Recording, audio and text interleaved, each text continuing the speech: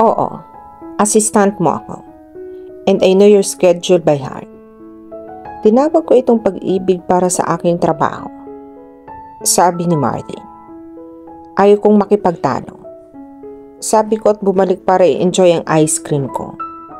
Naubos namin pareho ang ice cream namin. Nang wala sa oras. Bilang nagpasya ay binayaran ko ang bill. Tumayo kaming dalawa pero pinigilan niya ako.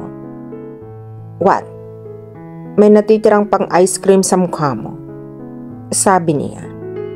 Saan? Kinuha ko ang tissue at sinimulang punasan ang baba ko. Tumawa siya. At kumuha pa ng isang tissue at pinunasan ang ice cream sa gilid ng labi ko. Nakatayo siya kaya malapit sa akin. Like close talaga. Hinila ko ang kamay ko sa coat niya. Para maiwasan ang kaba ay tumingin ako sa ibaba. Tara na. May pasok tayo bukas. Sabi ko at nagsimulang maglakad papunta sa kotse niya. Alam mo, boss ako. Naglalakad siya ngayon sa tabi ko. Magkadikit ang mga braso namin. Yeah, you are. But I'm not. Just for you to know. My boss hates people who late. Ang bastos niya talaga sa mga empleyado niya. Pero hindi sa akin kasi alam kong lagi akong on time. Ginagawa ko ang aking trabaho ng mahusay. Kaysa madaling salita. Hindi ako nagbibigay ng kahit isang pagkakataon na magreklamo siya. Nagkibit balikat ako na may bakas ng ngiti sa labi. Nakatingin sa akin si Martin na may ngiti sa kanyang labi. Tapos sumagalpak siya ng tawa. Hindi ko pa siya nakitang tumawa. Dapat mas tumawa siya. Iba ka talaga, Claire. Tumawa siya. Ngumiti ako sa kanya. Dapat mas madalas mong gawin iyan. Gawin ang ano? Naguguluhang tanong niya. Tumawa ka. Dapat mas madalas kang tumawa. Wala siyang sinabi kundi ngumiti at tumango.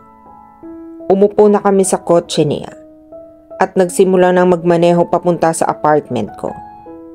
Sabi mo nanonood ka rin ng cricket. Alin ang paborito mong team? Tanong ko sa kanya. Australia at India. Ang mga taong ito ay nangingibabaw sa mundo ng cricket.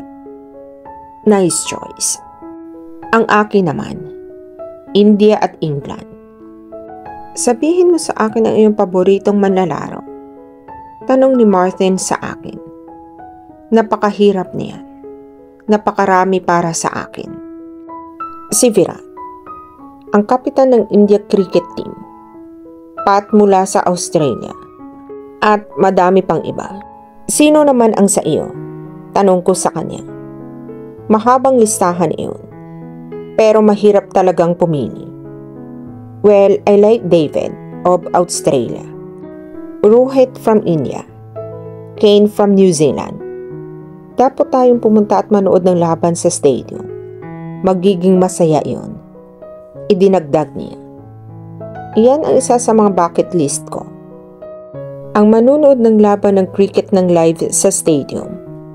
Sabi ko na naghinip ako ng sandaling iyon. Interesting. Ano pa ang mga nasa bucket list mo? I'm not gonna tell you. Sabi nga nila, kapag sinabi mo ang wish mo sa isang tao, lumiliit ang chance na matupad ang wish na iyon. At sino nagsabi niyan? My grandma's driver's son's best friend's daughter, mother, sister. Okay, naiintindihan ko. At tumawa siya ng tumawa. Nakarating na kami sa apartment ko.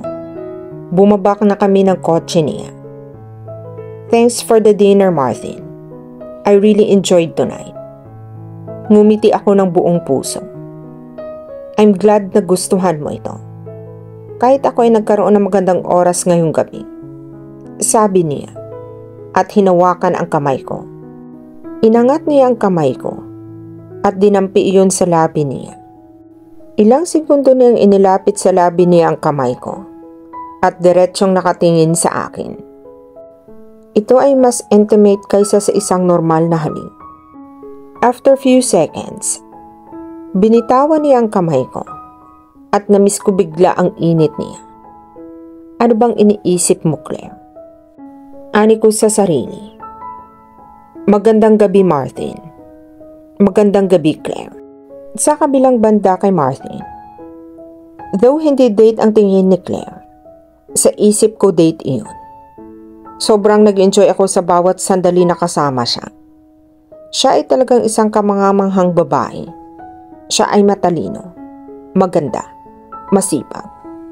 Hindi ko maiintindihan kung bakit kinakailangan siyang lokohin ng dati niyang boyfriend. At iyon sa matalik niyang kaibigan. That must have felt horrible. I can't even imagine being in her place. But why do I feel so connected to her? She is my assistant. But she is really beautiful. That's why. Then why? Sa kabilang banda si Claire. Nasa loob ba ang bakla? Isang hindi kilalang boses ang humarang sa aking pagtatype. Tumingala ako. At nakita kong 3 gwapo at magaganda ang katawan na lalaki na umaaligid sa table ko. Sinong mga lalaking ito? Excuse me? Sino kayo? Tumayo ako. Bago ka lang dito. Nagsalita ang lalaking may dirty blonde hair this time. Oo, sagot ko sa kanila. Pero hindi nyo pa rin sinasagot ang tanong ko. 3 lang kaming nakakakilala sa amo mo.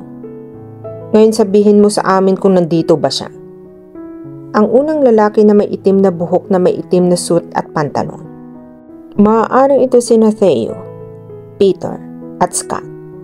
Oo, nasa loob siya. You may go.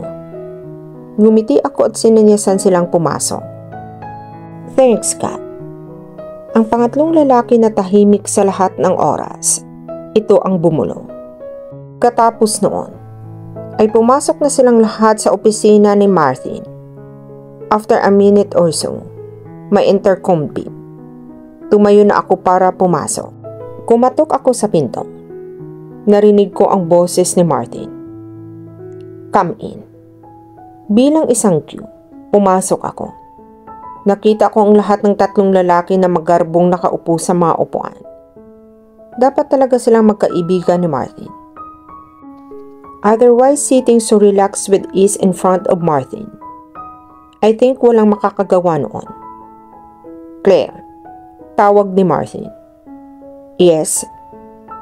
Meet my 3 idiots who happen to be my friends. Theo, Scott, and Peter. Yung lalaking unang nakausap sa akin ay si Theo. Tapos yung pangalawa ay may dirty blonde na buhok. Ay si Scott. At yung nagsalita lang ng thank God ay si Peter. Hi everyone. Nice to meet you. Napatingin ako sa kanilang lahat. Theo was genuinely smiling at me.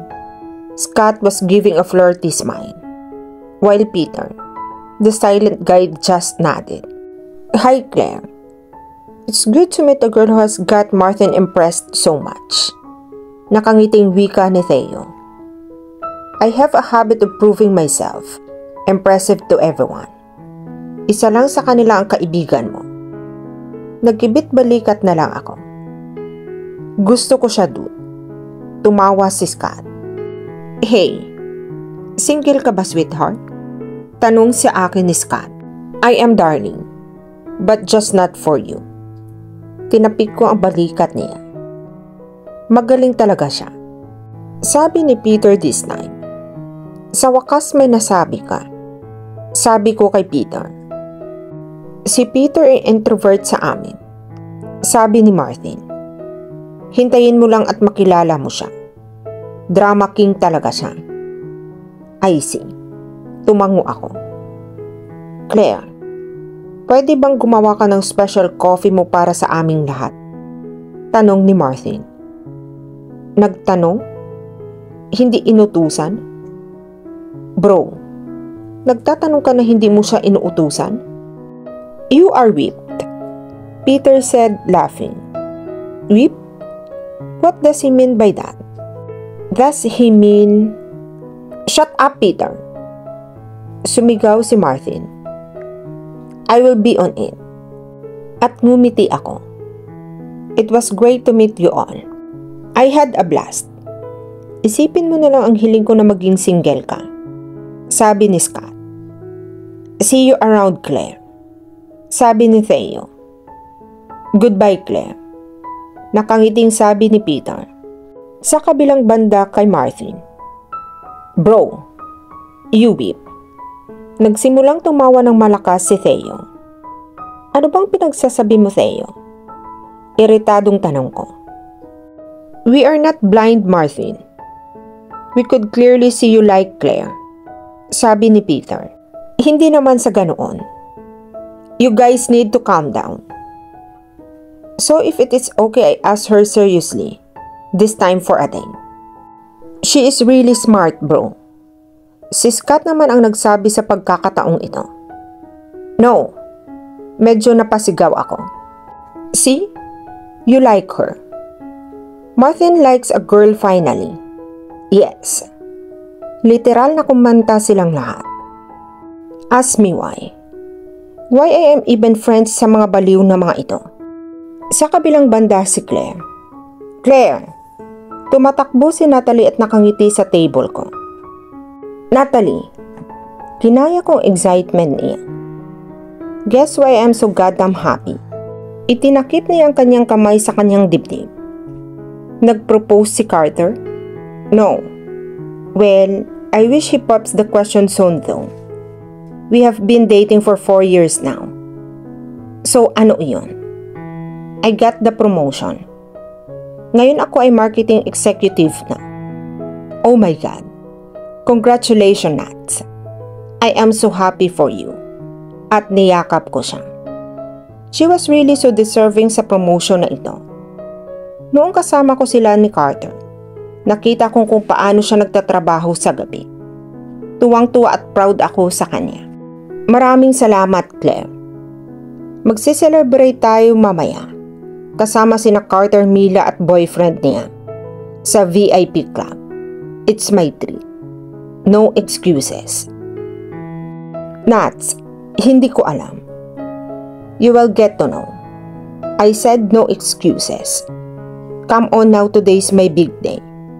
Pretty please. I shackled at her face. Okay. O sige. Susunduin ka namin mamayang bandang 8 ng gabi. Okay? Magsuot ka ng isang sexy. Ngayong gabi, kailangan mong kumuha ng lalaki at manliligaw. Kumindat siya sa akin at umalis na siya. Napailing na lang ako. Kabilang banda si Martin. This is every time story para sa akin. Ang mga taong ito ay nagpasya na magkita sa isang club para sa mga inuman at ilang malinaw na dahilan. Nakarating ako sa club 20 minutes ago para rin sa tatlong ito. Ayon sa kanila, umaabot na ng 5 minutes si Theo. Si Scott ay nasa parking lot at si Peter ay nasa gate ng club. Ang mga pahayag na ito ay sinabi na nila 10 minutes ago. Sa kabilang banda si Claire. Ano ang dapat kong isuot? Tanong niya sa kanyang sarili. Nung nagde-date kami ni Caleb, ilang beses na kaming nag-club. Heavy drinker siya. Lahat ng mga kaibigan niya ay mahilig uminom. Wala naman akong masyadong problema sa ganyan. But then, they used to misbehave. Nagkamali pa sila sa akin. Nang sabihin ko kay Caleb ang tungkol dito, hindi niya ako pinansin. He said that they were just goofing with me. But I knew. Those stairs weren't just goofing up. They were dirty stairs. Anyways, nakaraan na iyon. Ngunit kung minsan ang lahat ng mga damdamin iyon ay lumalabas at nakakaramdam ako ng sakit dahil labis akong nasaktan.